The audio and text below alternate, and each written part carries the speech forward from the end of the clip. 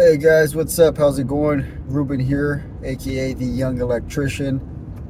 Been in the trade for around 12 years, almost 13. Certified journeyman here in California, helping to run projects for my company. Working right under the foreman, working my way up to be the foreman. Hopefully on the next job site, we'll see. I want to make this video talking about how to train your apprentice. And the reason I'm making this video is because I've came across a lot of guys who are certified journeymen, and they don't really know how to or what they're supposed to do with an apprentice. And maybe you've experienced this, or maybe you are that guy that doesn't really know what to do with an apprentice. Your boss gives you a guy. Maybe you never really had anybody working under you, or you've never actually been trained to raise up other guys. So you don't really know what to do. And I think, some guys, you give them a helper and they think you're giving them somebody to talk to. And they just sit there and talk to them the whole time. And one guy works, one guy talks. Kind of reminds me of a joke I heard the other day. The joke is, how many apprentices does it take to screw in a light bulb? 2. One to screw it in and one to say that he was helping him. Thought that was hilarious. And honestly, that happens. And I believe a lot of times, or you give them a guy and they just don't really know what to do with him. So the guy's standing around, or the guy is just doing, not really being productive, or the guy's doing all the work. I've had this where you have a journeyman and you give him a helper, and he thinks his job is to now supervise the apprentice, and the apprentice is to do all the work. And that's also not what you're supposed to do with your apprentice. I know the reason, though. A lot of times, guys, you start working and you're going through an apprenticeship program, or you're a trainee, and you're working for a company that doesn't have a good process for training and raising guys up. A company should have a program set in place, a process for moving guys from apprentice to journeyman to whatever the next position is. That is ideal, whether it's a foreman, maybe all the way up to a project manager, or maybe one of the safety guys, somebody in the office. I don't know, but a company should have in place a system or a process where they are training guys up. And a lot of time companies don't have anything like that. If you get to run a crew, it's because they either, somebody quit and you get thrown into it and nobody actually shows you how to do it really, or you just get lucky. And I think I got lucky when I was in my 3rd year. I started running crews. My first company, they would give me a couple of guys because I was the guy that would take initiative. At work, there was a lot of guys that would, but I was one of them. I would take initiative. I really wanted to be a really good electrician. I really wanted to be like the journeyman, and I took my job seriously. I wanted to know how to read the prints, how to do layout, how to, whatever it is. I was on my road to becoming a journeyman, and I wanted to learn everything I could to be a journeyman, to be a better electrician. And a part of that, you end up getting recognition and moving up. And I tell guys this all the time. It doesn't take too much to move up if you're in a decent company. One, just show up to work. If you show up to work every single day, and you're not the guy that takes a day off every other week, right? You just show up to work every single day and complete your task. If you're actually a part of the team, you're maybe showing up a little early to make sure stuff is ready to go, ready to rock and roll. Maybe you're not afraid to just stay a little bit late. Not saying to do this every day, because I think it's unfair to everyone when you just start giving free work to a company. Then companies start thinking that's the norm. You end up doing a couple 8.5-hour days, or 8 hours and 20 minutes, whatever it may be. And the amount of work you got done that day, they think you're just going to do that every day. That's what an 8-hour work day should look like. So don't do it every day, staying late and stuff. But coming early is always a good thing. Being there, being ready, having your tools out, drinking your coffee, with the guys, chopping it up about life, about the job site, whatever it is. Maybe even pulling your stuff out. pulling your, your material out, you're ready to go. Not saying you have to, but this does show initiative. So to move up in your company is not that difficult. And I just bring that up because sometimes you don't get the opportunity to train somebody, and reason being is because nobody's giving you the opportunity to actually lead a little crew. And if you want that, sometimes you just have to step up and take that initiative and start being a real strong support in your company on the job site. You are somebody who wants to see that job site completed and completed correctly. It becomes your baby, right? And because your boss will see that and say, well, I can trust this dude. Let me, hey, I need somebody I could trust to take over this part of the project and to do these rooms or to do these panels or whatever it may be. And then they end up giving you a guy because you need some help there. But a lot of times in companies, I've worked for companies where there was no process to move up, and it was just workers and foremen, and that's it. There were no, the journeyman and the apprentices almost did the same thing because you had some apprentices that have been in the trade for a number of years just to get certified.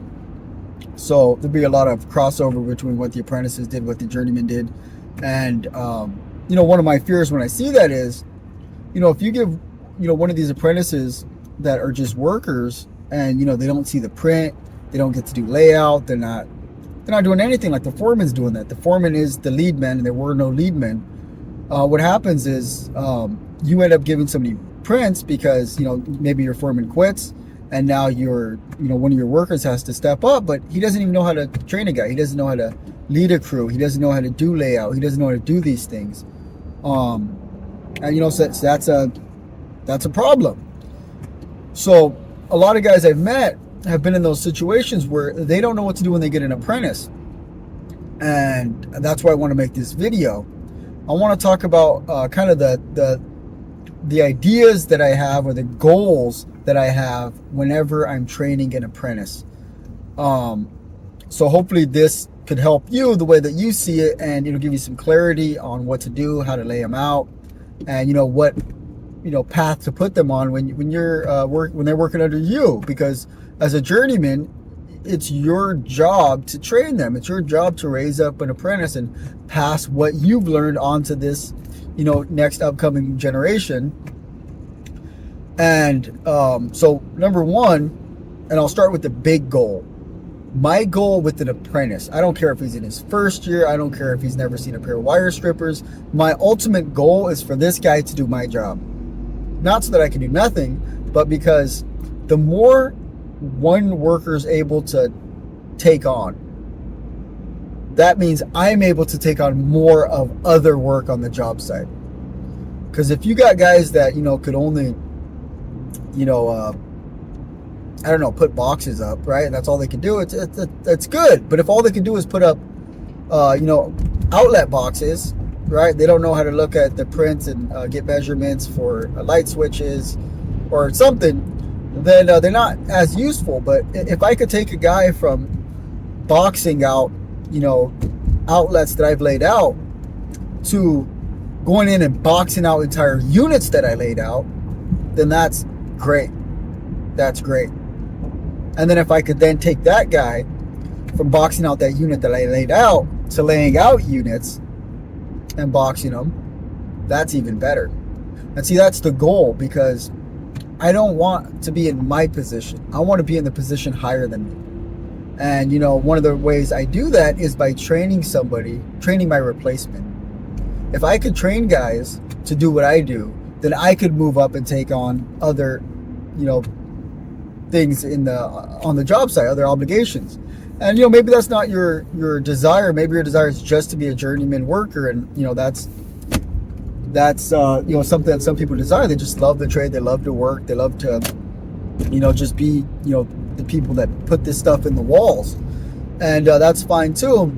But you still have the obligation of training up guys. So number one, my overall goal is to get this person to being a productive, knowledgeable part of the team. I want to train this guy to do what I do. Even if I don't have him do what I do all the time, I know this guy can lay out. So, and I know this guy can do the work. And I know that, eventually I could give this guy a new guy, and then he could train him up to the level that he's at. And I could trust him for training somebody maybe that first little 5, maybe 10% of the way. And then I could take them both and train them the next leg up. And this is important. So the first one, that's the overall goal. So the first step is I want them to comprehend what we're doing when we're doing a particular task. I want to try to give them understanding of what we're doing. Why am I putting these boxes at a particular height? Why am I putting the box at a particular depth out of the wall? Why am I using a particular box? And these are things that it doesn't take a long time to explain them or to show them. I want them to know why I'm laying out a certain way. And you don't stand there at just for 1 hour and explain everything to them. This is stuff you explain piece by piece, step by step along the way. I would take a guy and I'll say, hey, look, this is the height of your box to the center, top, bottom, whatever it may be. I want you to go around, and I want them to be this far out of the wall, and I want you to hammer these things or screw these things into the wall and make sure they're adjusted to this, and I'm going to go back and I'm going to check them. Okay, good. He does that. Then I take him to the next room. We would do the same thing, right? It's just a scenario. And then after that, when I'm like, well, okay, this guy got it. I put him in a room. I don't have to tell him anything. He bangs it out. Maybe I do the outlets and the switches then. I usually take a guy 1 step at a time, maybe 2 steps at a time, depending on what we're doing and how I think I could trust him.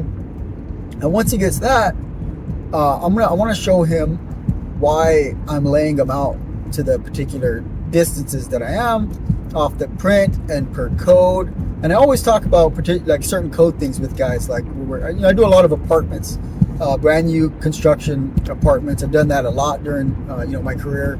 I've done a lot of commercial stuff too, but I've really done a lot more residential, start to finish projects from the ground up. And so I'm going to give analogies from that. But I'm going to talk about distances for outlets. How far is your distance from your outlet? And you guys know this, right? You're doing an apartment inside of a unit, 6 feet from your door. Every 12 feet after that is your outlets. And sometimes your people are anal, and you have to scale it and put your outlet exactly where they want it.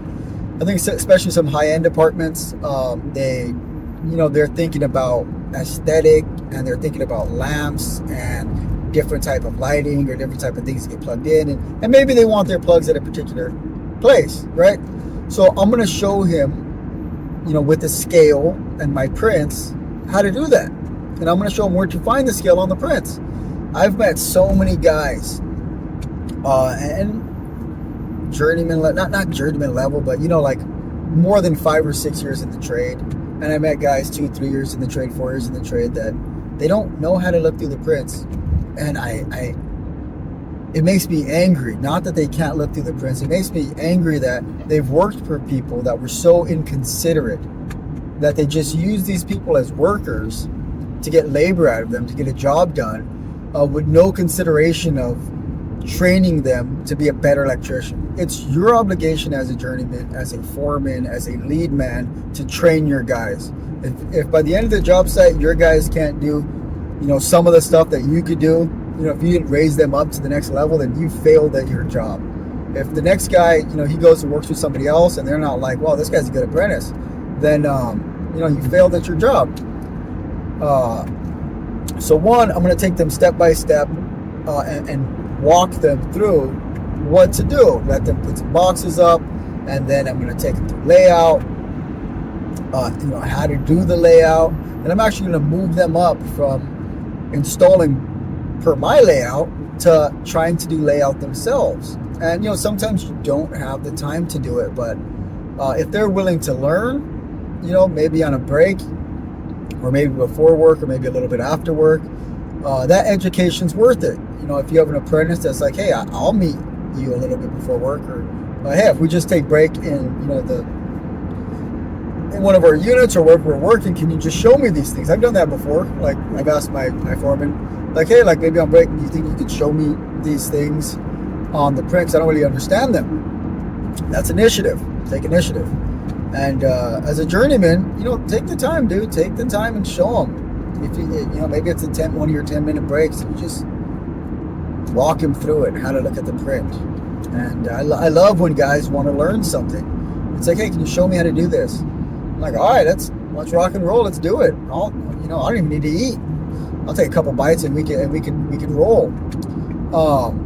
I need to eat most of the time. I get hangry. So that's one of the things I take steps in training this guy, because the second thing that I want to do, the second thing in my mentality is, I really want this guy. I want to be able to give this guy, I don't care if he's in his first year, his second year, whatever it is. If there's somebody that comes in that's newer than him, I want to be able to put him with this guy. And some of you guys might disagree with this, but I got my non-orthodox way of doing things. I want to give a guy to him if I could trust him, if I see that he's competent. And I'm going to say, hey, lay this guy out with these things, right? With these outlets, and lay him out and have him hammer him in. And I don't know how many times I've seen it, and I love it. I've seen guys in their first, second year take an initiative because I took the time to train them, or somebody took the time to train them. And I'm like, wow, like, this second, third year guy is better than, he's more valuable than my journeyman. But sometimes, some people in the trade are just there to work, and I can't hate them for that. It's a paycheck. Some guys aren't in it for, the love of the trade. And some people are just in different points in their life where maybe things aren't going well, and they don't want to train somebody. They don't want to. They just want to. I've been there before. I was that guy, at my last company, because I felt like there was no progress. There was no. I came off a job where I was a foreman, and it kind of stressed me out. I was a foreman before I was even able to get certified, and stressed me out a lot. So I wanted to step back, and I wanted to get trained up some more before trying to do that again. I felt like there was a lot of needing to learn. It was a small 52, 53 unit project, outside parking, so there was no garage. Really, 3 stories, nothing crazy. And then after that, I ran some like offices, some rebuilding out some existing office spaces and stuff, and had a little crew doing that. And I was really kind of just tired of being the foreman without like the pay of it, because I ended up getting more money, just being a worker, or around the same money just being a worker. So, that was good. But most things I didn't have the certification, so people would take advantage of the fact that I wasn't certified, and I was too lazy or stupid to get certified at the time. So I worked for this company for a while. I liked the company. I loved the people. They were great, but there was just no system in place for raising anybody up. There was workers, and there were foremen, and I allowed that to kind of make me bitter and take away my initiative. I just go to work. I just work, and that was it, because there was no way of moving up. And honestly, it wasn't until I got certified, I took a class and got certified, that I really got a love for the trade again. And I really I wanted to pump the other guys up to getting certified that were there. And I really wanted to, take initiative and help people out. And I felt like in that last little portion of me being there, I really stepped my game up and tried to help them. Then I moved over to this company, and I was put into a position where I'm really helping take the load off of the foreman, and basically act as a foreman on all of the residential side and some of the commercial side of the project that we're on. But so I've been that guy. I've been there. So I can't knock it too much, but I am aware that those guys exist, and that sometimes you'll get more benefit out of an apprentice or a trainee than you will out of a journeyman sometimes, because what is that? The movie Rudy. I always hear it quoted. The guy says, "Hard work beats talent when talent isn't working hard." And sadly, that's the truth. I remember one time when I was an apprentice or a trainee, I was working on a prevailing wage job, so I was making that money because they're paying me like a journeyman. If you know anything about PW jobs, if you're a trainee and not an apprentice, you get paid like a journeyman. So I'm making bank there, and a lot of the journeymen at the company were complaining that the foreman wanted me there, but it was because at that time the foreman, the journeymen that they had weren't useful. You know, you couldn't give them a portion of the project, and they run with it. And me, I was just, you know, a go-getter at that time. Like, I wanted to be a lead. I wanted to move up. I wanted to be a foreman one day. I wanted to do these things. So I put a lot of initiative in, and the foreman really appreciated that. And when I went to his job site, he didn't want to let me go. And, you know, it took a few weeks before I left there because I left because all the journeymen were complaining. And, you know, and the squeaky wheel gets the oil. So that was that. But, you know, it really showed me that there's value in a high-valued apprentice or a trainee above a low-quality journeyman. So training for me, I know I'm probably all over the place, but training an apprentice for me or a trainee for me, I want this guy to take on more responsibility. And I want him to be capable. I'm going to say the second thing, right? Okay, the first thing, let me get my things in order here. The first thing was the overall, I want them to eventually do my job and get them to that level. Second thing, you know, I want them to comprehend what they are doing, like why we're doing the particular thing. I want them to have that understanding in their head so that they're able to do it themselves. Third thing, I want to get them to a point where I can give them somebody and they're going to lay this person out. They're going to explain stuff to them, because I'm not just building this person up as a worker, as somebody who's competent on the job site, but I also want to build somebody up with character.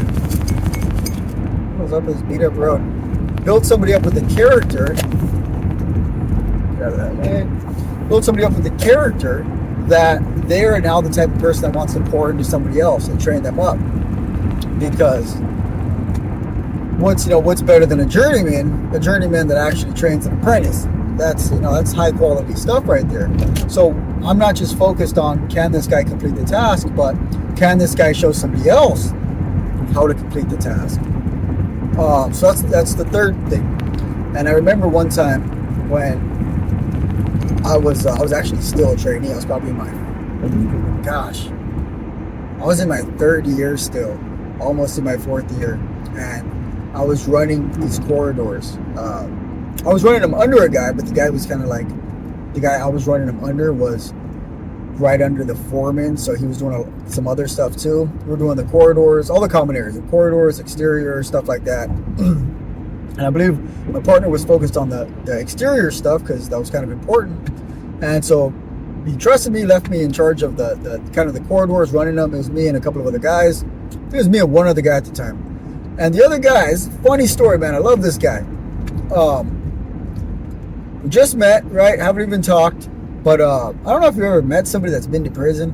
Like, I don't mean like on a turnaround for a DUI or something. I mean a guy that actually been to prison. Like riots and hiding shanks and all that jazz, American me stuff. But yeah, so they have this, very stern walk. He wasn't like some big guy. He was a little shorter than me. Probably my height. I think people are shorter than me. Probably I'm not that tall. But he's stern. He has that look. And I've been around the block. I know what's up. But this guy he took all day to put up 3 brackets with 4S boxes for exit signs in the hallway. And I was like, wow, that was really slow. Like, if there's 2 of us here and I'm working my butt off and this guy could only put up 3 boxes in a day, we're gonna have a problem, because now I'm gonna look really bad because we're gonna be really slow. But I didn't want to approach him and be like, hey dude, you're slower than molasses, bro. Pick up the pace. Because I didn't want to get stabbed. right? No, I don't think he'd have stabbed me, but still, this guy's a tough guy, so I don't want to come at him the wrong way. I'm not that dumb. So I approach him and I'm like, hey, how long you been in the trade? I start chopping up with him, talking with him, and he tells me that, you know, he was in the trade for a little while in an apprenticeship thing, but then he went upstate for X number of years, and he's barely getting into it, and he's having a hard time getting back into things because he was only in for he was only an apprentice for like a year or two before he went in, and he was in there for quite a while. So I tell him, like, hey, would you mind if I show you some stuff, dude? Like, I know what it's like to, be struggling on the job site trying to figure stuff out and nobody's helping me, dude. I'll help you out however you need. And he was like, yeah, please, man. I would really appreciate that, right? So I avoided getting stabbed. That was awesome. So I take this guy and I do exactly what I'm talking about in this video. I'm like, all right, here, look. I'm gonna lay these out. You put these boxes in. This is how you install them. And this is all the colors, right? Got paint and stuff. And so he's putting boxes up. And then I take him, and after that, we put some boxes up. Like, cool. Now let me show you how to rope. We're doing 4x4, about 4 or 5. I think it's 5 floors and 3 buildings. That's what we got. 3 buildings, and there are 5 floors each. And I show him how to rope. Multiple runs at a time. How to keep track of your wire. How to, work your way backwards, landing into your lights. And I mean, I'm the kind of guy that when I'm roping a common area, typically, if that's all I'm doing on the job site, I'm not running anything, I'm going to make up as I go, right? But I'm not going to tell him to do that because I don't want him to mess up. But my goal is to get him to that point. So, like, we're roping him, showing him how I do it, showing him to label stuff, explaining to him why we're doing particular things, and goodness gracious, this guy... some guys are just great workers. Some guys they're ready for it. They're ready for it. It's preparation and opportunity. This guy, he got an opportunity, and whatever happened in his life to prepare him to take that opportunity, he took it. This guy caught on really quick. We knocked out that first building because we're flipping legit legends, and we go to the second building, and we're a little behind on the second building, right? We want to complete the second building and the third building. I think we're a little ahead. Who cares? Can't remember. But I'm like, hey, you remember what we did on the first building? And he said, yeah. I was like, you remember how we did the layout? He said, yeah. I said, remember we did the roping? Like, you remember these things, right? And he's like, yeah. I was like, all right, show me on the print. Like, how would you lay this section out? I'm like, shows me. I'm like, okay, good. Now lay the whole corridor out, right? The whole, one side of the corridor. Lay it all out. I want to know where the exit signs are. I want to know where the lights are. I want to know the circuits, and I want to know where you're taking them to. What size wire you're running, everything. Boxes you're going to be putting in, everything. So he does that. And, I'm like, all right, go ahead. Rope it by yourself. And I hop to the third building, all right, and I start laying that out. I come back, check on him. And, he's doing a good job. I remember he roped something wrong. I don't know what it was, but I did have an opportunity to make fun of him, and that was awesome. Always take the opportunity to make fun of your apprentice if he messes up, because it brings people back down to the reality. When you start doing a good job, or you're messing up, or whatever it may be, when you're joking with a guy, when you can kind of haze a guy a little bit, it does build character. It builds camaraderie, whatever the heck it is, and it builds a relationship. It's good. So. I made fun of him, but also I compliment guys. You should never just make fun of people, put them down. But it's good. It's like, hey, we're all human. We mess up. I'm gonna rag on you if you mess something up. You're gonna rag on me if I mess something up, and it's all in good fun, good camaraderie, and it's awesome. So I got a chance to make fun of him, and then I showed him where he made his mistake. I think he wired something wrong, or he had some that were going under the metal framing. Some of those wires weren't above the ceiling, and common mistakes. But let me tell you, he did that entire building by himself. 5 floors, 2 sides of this hallway, not too big, nothing crazy technical, and he did it by himself. Right? We finished the first building together. I trained him as we went. Let the little bird fly, spread his wings. He was able to, with my supervision, complete the second one. You know what happened with this apprentice? My apprentice. when I was an apprentice, I had an apprentice. You know what they did? They seen how good of a worker this guy was. And they seen how good of a worker I was. And they were like, well, we don't need two great workers up there. We don't need two legends in the same place at the same time. So they took him and they put him downstairs in the garage with one of the journeymen, which made me very upset because this journeyman should have been training the last apprentice that he had, you know, and making him into a good worker. But instead he stole mine. So, you know, no hard feelings. That's fine. Because I got to see this dude on other job sites and I got to see some of his growth. And gosh, dude, that's an apprentice that really made me proud. That guy was awesome, dude. His name was Ozzy. That dude was a legend in my eyes. I liked him. And but that's what I want to do with every apprentice. I want this guy to be further in his career. I want this guy to be a great help to me, to be a great help to this company, whatever company he's working for. And that's my goal. So, overall goal, I want this guy to do my job, just like I did with Ozzy.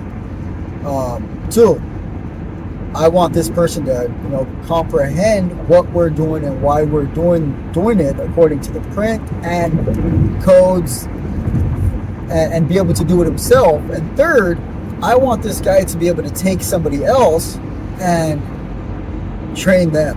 I don't care if it's in his 1st year, 2nd year, when he's training somebody.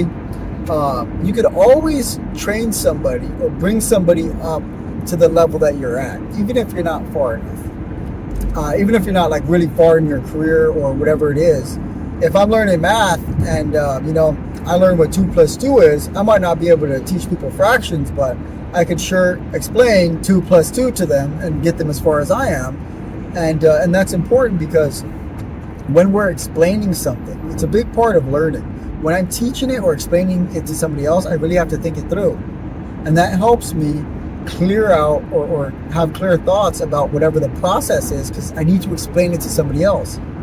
I can't just think I know it. When you start to explain something, you really see if you know it or not, and whether you're able to explain it. So I like to teach people because it helps me retain this information. It helps me think through things and learn as I'm going, as I'm teaching, as I'm growing.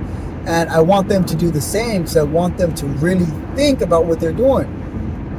And I want them to be lead men, journeymen, foremen, whatever they want to be. I don't want them to be limited in their career. So I hope that has blessed you guys, helped you guys out. I'm going to end it here. This is kind of a long video, but if you guys have any questions, comments, complaints, leave them in the in the comment thing area. And like, subscribe if this is good information. I really like to build this channel up.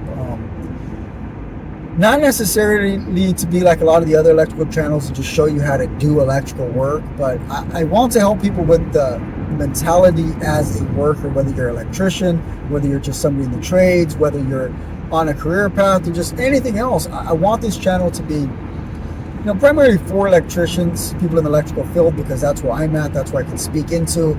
But I want it to be focused on more of the mentality, because a lot of guys could get further if they had a better outlook on things. If somebody took the time to just explain the way that they should be viewing something, or you know, really help them weigh out the pros and cons of their decisions in their career, because you know, you can get held back. I've been held back a lot, and it was my own fault, nobody else's fault but mine. And I want to see and hear about electricians excelling and doing great in their trade, and even people who aren't electricians that just come by the channel and they're like, well, this is really good, I can apply this to my job.